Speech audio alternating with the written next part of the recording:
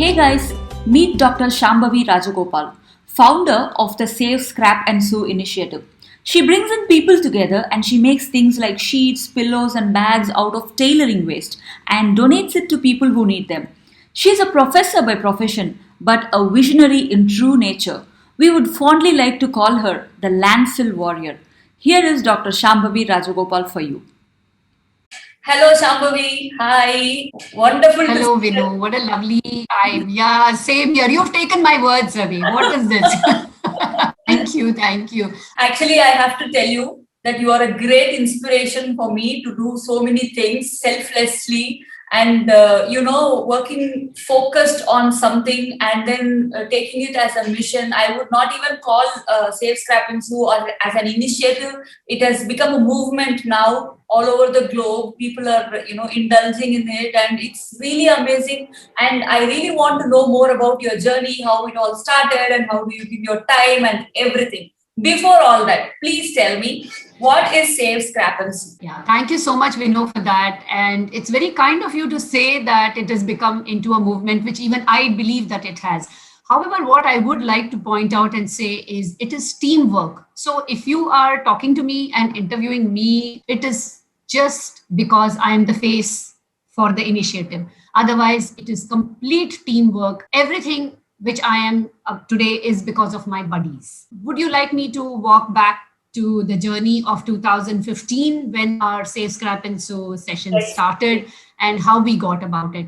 For that, I would have to go back a little bit more into 2014 actually. When I finished my PhD, one of the subjects was one of the papers which I'd written was waste disposal from fruits and vegetables. So my topic of PhD itself was consumer evaluative criteria used for purchasing fruits and vegetables. So the waste disposal kind of indicated to me that the landfill is polluted, or the smell also is because of the food waste which goes there, which is very high. And now I think more gradually we are becoming more careful about it. We also do not compost out here much as we can. And if you're living in a rural area, even in our own country, you would probably give it to the cattle and stuff, the waste, which is 100% recyclable. If you're living in an urban area, now it's become compulsory to create different waste, at least segregated separately. If you are living in a developed country, again, you have to put it separately and then send it across. What happens from there, we will keep that for another discussion. So, but this in here in UAE, we were not doing this. So in 2015 June, I have a tailor, and you must sometime ask me about my tailor also, especially because you're into fashion designing. I'll tell you his story another time. Two garbage bags, black garbage bags, which is typical here in UAE. And he was going out of the shop. And I asked him, what is inside this? So he said, cloth.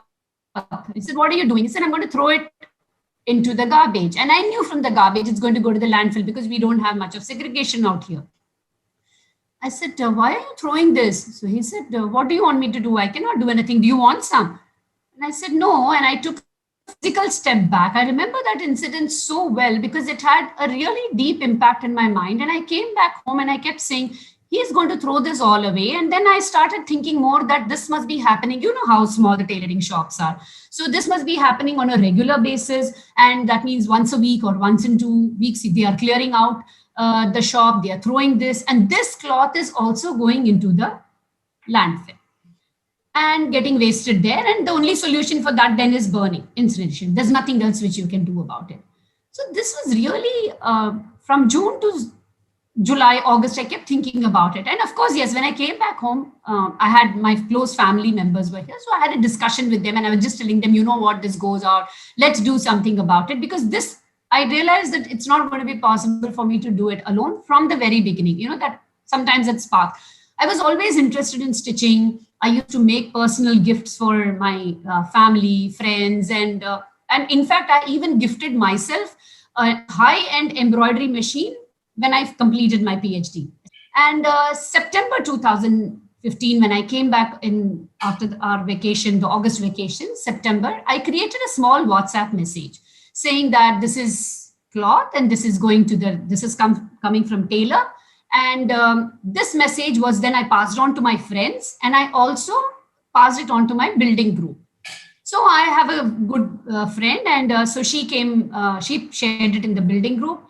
And random date was 30th September, and random day was Wednesday. And I said, okay, come from 10:30 to 12:30, just a random time when people are probably, a little bit free, come over. And I brought these 2 bags from the tailor, which was about 5 kilos or so. And then we started working on it. So, in fact, the first 2 sessions, I was only just ironing. So I knew a little bit about this crazy quilting and stuff and all like that. So I said, okay, let's start sorting this out and we'll cut it into some sort of sizes.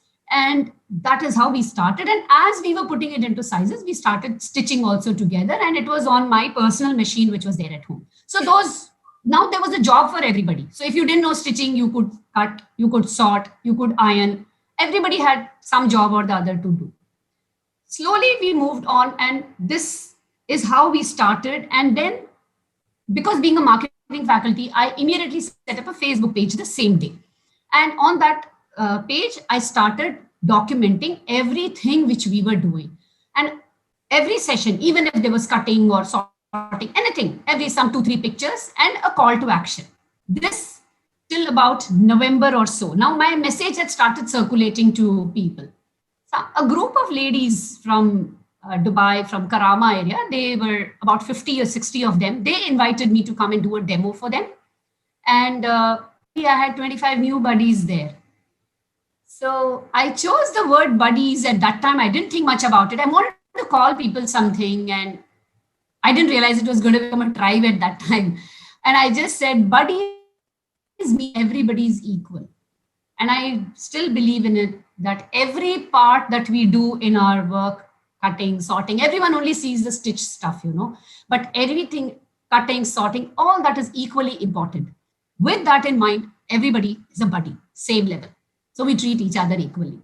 And that is how our journey started. And now we are 5.5 years old. Wow. So I personally have come and seen what you're doing, but I want everyone to know. So with all these pieces of fabric, you cut them into standard sizes, and then what do you make out of them?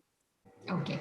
So from the very beginning, I was very particular about it, that we'll make something which is utility based. I am myself a very utility based person. So I'm like, we should do something which is utility based. So we decided on sheets. I'll just show you some sample. I've got something here, but before that, let me just give you a little lead up to that.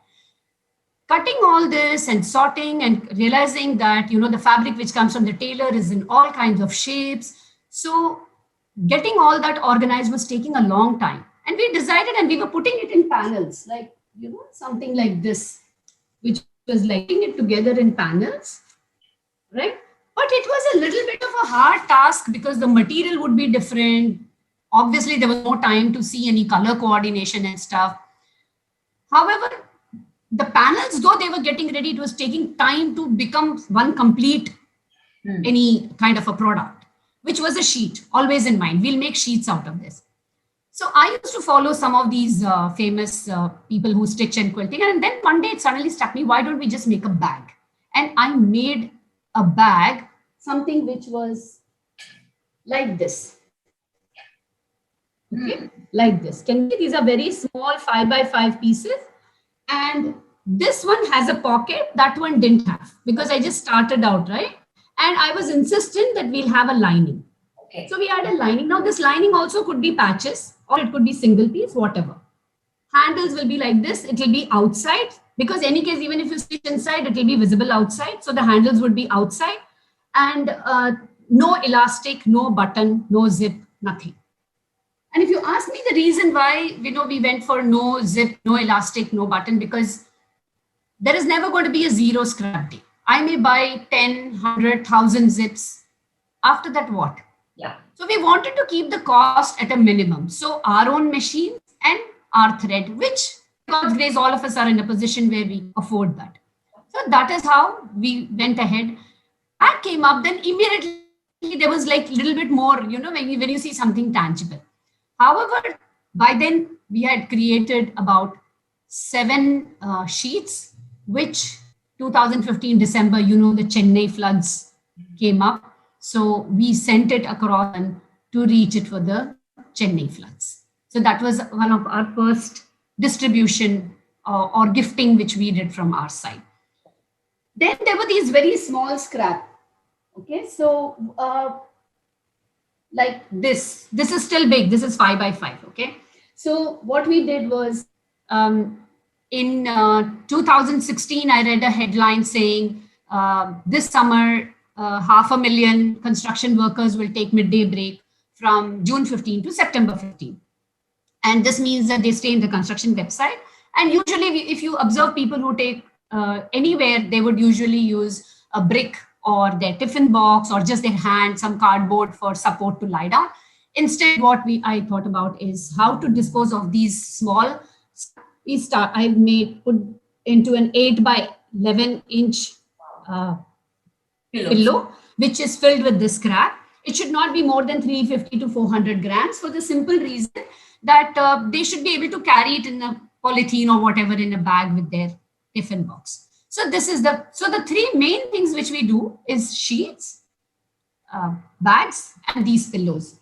These pillows, if you ask me where they have been used otherwise in India also, and in other places where kidney hospitals or in cancer wards where people are on an IV for a long time. So this not only gives them that physical support of being a support out here, it also gives little bit of that emotional connect which you, and something to support you kind of a thing.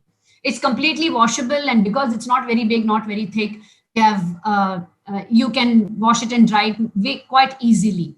We made bigger ones like this when we had too much of very small scrap, and we gave it to rescue centers for animal rescue centers, because they need their animals to be little above the surface, especially if the weather is bad, it's raining, and sometimes it rains and there is storm and stuff out here. So they need just little raise from the floor. So for them, little bigger kind of. So this is what a sheet looks like. Okay, wow. Okay, yeah, it's all colorful. And I'm so glad you said that, wow, because actually, if you look at it, it's not been put in any design. There's specific fabric coordination, color coordination, fabric coordination, nothing. But I always hear a wow, and I think that is because of all the love which people put into making this. We've done 2,700 sheets. Yeah, 4,700 bags. We've done 4,700 pillows. And we've saved, at least to my knowledge, more than 5.5 tons of scrap from the landfill in the 5 years. Every bit counts. True. But Shambavi, I want to know when you started this, right? What was your life stage? Why I'm asking is, when you are in your, just out of college or as soon as you got married, your objectives of life are different. You run towards, making more money or spend your time in entertainment, or, when you started this, what was your life stage like? I think I was just going to turn 50, and 50 is very liberating. I was 49 when we started this, and next year I turned 50. And I think 50 is very liberating. I firmly believe that you can be more free, and you're not so bothered about others' judgments. But I would like to say that when I was young and I was in college also, I used to volunteer for various activities. And I think we, as my parents, we have grown up in a family where sharing, compassion, and all came very naturally to us, and looking out for a society was very natural to us. My father was in the Indian Army, and so anybody who came home, irrespective of what their rank was, there was always a meal for them, and there was always, my father, even now he's 80 plus, and he takes care of a slum school, and he personally asks people for donations and stuff. It's not that it depends on other people. So he says there is no shame. I'm not asking for myself. I'm asking, and maybe even if they give 10 rupees, it makes a difference to those children. So, when you look at that, so that was the kind of mindset which we grew up with, and it's seen. Maybe at that time we might have been a little bit embarrassed about what the scenario was, but then you realize that there is no harm done. There is nothing to ask. And as far as Save Scrap and So is concerned, I never ask people for money. There is no money transaction at all in this. And we also do not sell anything. Why I'm saying this? Because many people have asked me, why don't you sell this? And you can give that money to some charity. So if I look back at that aspect, I must say that it was because we were friends who started it. And so then everybody has their own pet charity, right? Like recently you also visited some place and you did some contribution to for them in physical and in what do you say, in monetary terms. Yeah. So if between friends, then how do we start deciding which one is more important? And more than that, I firmly believe that when somebody needed a sheet to cover themselves, they needed the sheet, not that money, which would be helpful. When you're hungry, you need food. You don't need money. That time you need that food only out there. So with that concept in mind, and that is how there has been no sale on our call. And anybody who says that okay, we can make this and we can sell, I always tell them the sorry, I will teach you how to do it, but you're on your own after that. The second point, which was important for me also, was we are taking the cloth from the tailor. Okay. Now, suppose, obviously, I'm mentioning that my tailor is giving it to me, and then I'm going to further use it up. Suppose you are my tailor's customer on another platform, and then you feel that your dress is kind of not done so well. Would you feel that maybe he has compromised somewhere because I am selling this, I'm giving him money for extra fabric? What did he do with it? Now, here in this country, nobody does anything with it. But my personal experience way back just before I got married is I'd given some clothes to my tailor to stitch. And when I was in the shop collecting my clothes, suddenly his young daughter, who was about 5 years old, came running from inside the house. And she was wearing the same material which I had actually given him. And I'm like, so there was a little bit of an ethical thing which was bothering me, which I didn't want to step on at all. So I said, no, we'll keep it clear. But now coming back to my life stage, okay? So we've always been a big family. You know our family. We've always been a big family. We've always been inclusive. And who says that I still don't enjoy my vacations, or I don't enjoy my movies and my me time, my family time and things? We do. So that is one part of life, and this is another part of life. That's all. Oh, lovely. But you spoke about your family and how it kind of runs in your DNA to help people. But this involves a lot of other people, right? You call them buddies. And, convincing people Yes. to do some service is to give some time for others. You know what I mean? You can even ask for donations as money because they can just write a check and go. But if you ask them to dedicate an hour every day in their life towards something, it's very difficult. How do you really get people together and make them do such stuff? So first things, it is only 2 hours once a week. Okay. That was the call to action. Okay. Now, so it was not every day. Okay. Second thing, because I've got this marketing background, right? So I always am into pull marketing. I show you this is what is possible. If you want to join up, you join up with me. If you've done for a period of time, you've been my buddy, and now you're not able to do it for various reasons, or you have moved on to other reasons, I don't mind, because one of the objectives was always more awareness. Definitely tomorrow, even whether you're with me or not, or you just heard me out and you've gone, you will be talking about it in some other places, in some other context. Definitely, but you will refer to this. So it never bothered me that whether people should continue or not. The fact that I have more than 300 buddies in UAE, I have about 50 buddies in India, in Mumbai and Bangalore, and then now you're a buddy because you came and you worked and you did with us and you're carrying my message across. So you're a buddy.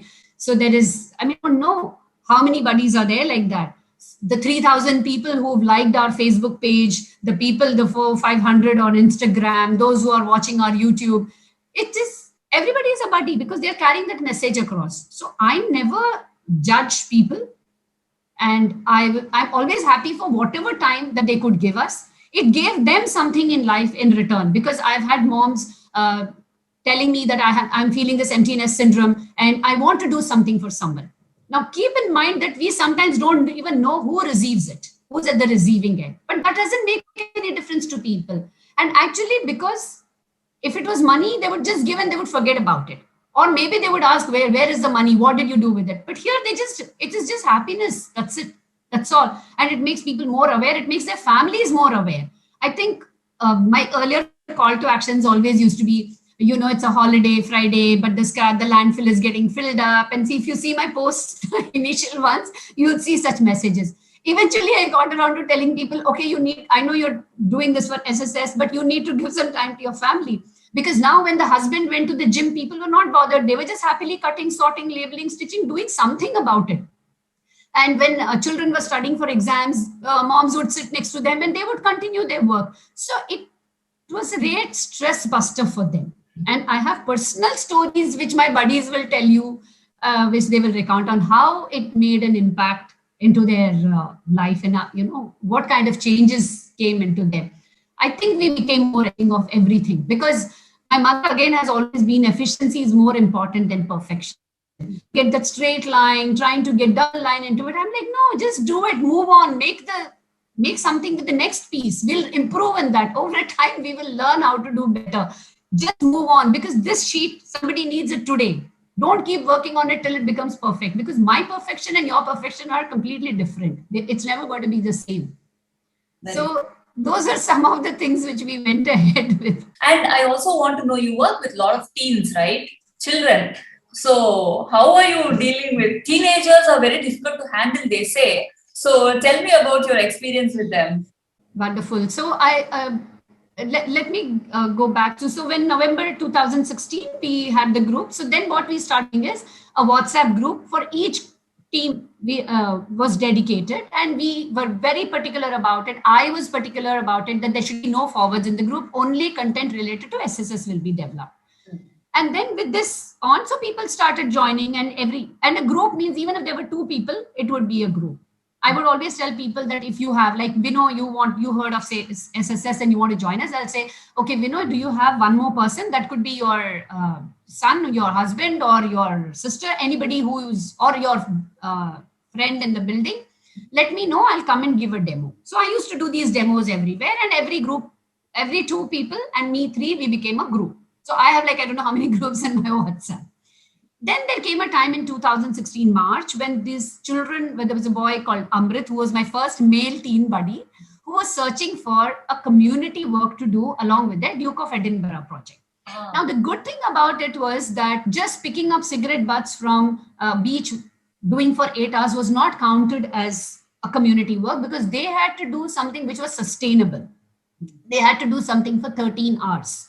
And that is when I said, okay, we will have, and when he came in, then he brought in a lot of other friends also. And at one point I had about 60 children, I think, and 45 of them were boys and just 15 were girls, which is a ratio which is always very great to think about. But then professional men, the fashion designing professional, there are so many men. Tailor shops are all men oriented. So why would we not look at this? When they came, they needed to have some kind of an attendance. Then they needed to do something sustainable. So I started the session for them. I said, you'll do 7 2-hour sessions and you could space it out. So whether if your exams and all, you can alter, that doesn't make any difference, but total 7 sessions. So the way their program went on was, the first session they would come, one of the teenagers, the one who had already been there, would tell them about sales scrap and so, and then I would give a little bit more additional information. Then slowly they would learn how to sort, cut. So 2-3 sessions like this. After, by the second or the third session, they had to approach a tailor and tell the tailor about this, what they are doing. And they had to bring in scrap from the tailor. Oh. Then they had to, if there was a new buddy, anyone who came, whether it was an adult or a child who came to join the program, they had to induct that person into it. So you see how many times they are repeating themselves and talking more about this. Then came a time, then all of them, I taught them how to stitch. And that would be usually in the 5th, 6th, one of these sessions, I would teach them how to stitch. And they were amazing at it because they wanted to learn. And nothing like putting 2 pieces of 5x5 together and seeing that piece and wow, I did this. And it's something immediately so tangible. So in the first sessions, what I would do is when they would cut, I would stitch it for them and show it to them and say, look. So you'll actually see a lot of pictures of them on our Facebook page and Insta where, they are holding pieces. And it was like an achievement for them that, oh, this I thought was scrap, but now it is here. By the 6th or the 7th session, they had to invite their parents over and talk to them about sales scraps and their own journey. So the parents also got a good idea about why they were dropping off their child all these weeks or what did the child do. And I have some love. And then again, whenever any media people called me and said, okay, we are going to do a recording on you. So I would just keep an open forum and just invite all these. and anybody could come and they could talk to the media. So their work was like kind of, it became something which they were recognized for them. So when people like Amrit, when he got an opportunity in school to talk about it, because the next batch had to come, 2017 batch for the same Duke of Edinburgh. So he became like an ambassador to speak there about it. So this kind of continued, wherever they were, they spoke about Save Scrap and Sew. I was very strict with them. They had to come in time. They had to leave on time. They had to clean up. It was a lot of fun, and I enjoyed it thoroughly. And yes, stitching is something which needs patience.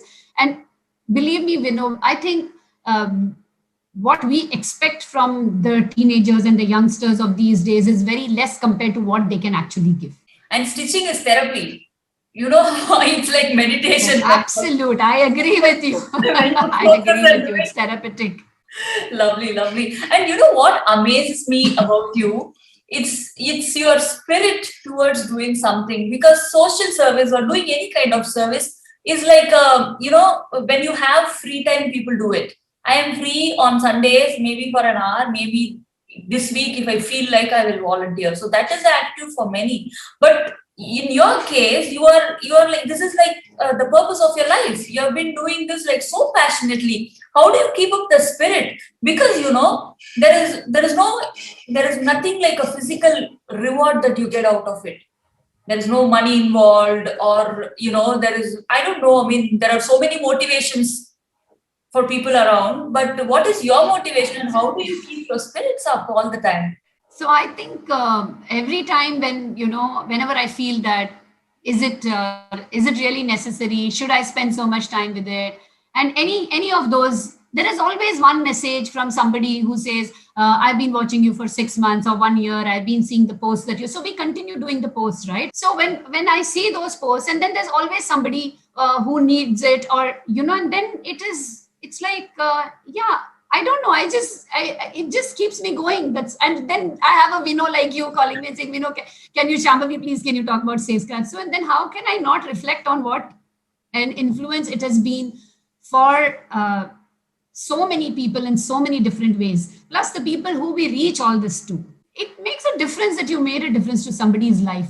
I don't know that person, and they don't know us, but somewhere I know that we did. So long time back, one of my colleagues, I was just telling him about it when we just started, and he said, I said, I don't know what I'm doing, but this is what it is. So he's like, I think you're preparing for an afterlife.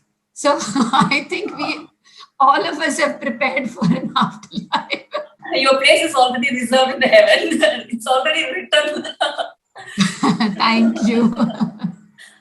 I'm so geared up after hearing you speak. And, it's always happy to see people who work selflessly towards someone, because these are some rare people that you get to meet in your life. Very honestly, I never thought when we started that it's going to come like this, or I'll do an interview, or so many people it's going to make a difference to. I never thought about it. I was just thinking only about the landfill and the fact.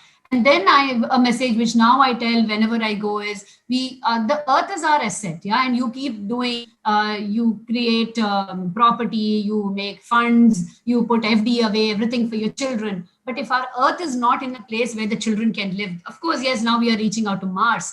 But then if the earth is not, if you don't treat it like your mother, if you don't actually be kind to it, then what are you actually doing for your next generation? It's great that you're giving them values and, and money and everything possible, but where will they use it? What will they do with it if they're just only having to clean up everything? And I'm not blaming that we are the people who have created this. Okay. I'm in no point judging anybody and saying that we created this dirt, so we have to clean up for them. No, it is just along the way in life, how the lifestyles changed, convenience became more important. And now we are going back to being more sustainable. That is fine. There is always a cycle. Till the time you have solutions, you can manage the problems. Awesome. Great. Thank you so much for your time. It was lovely talking to you. Very inspiring. Keep up the great work. I would like to see this movement grow bigger and bigger in many countries across the globe. And as you said, let's all love Mother Nature, and let's give back to her whatever we could. Thank you very much, Shambavi. Thank you. Thank you. Thank you so much, Vino. Have a lovely day, and hope your audience enjoys and we get more new buddies.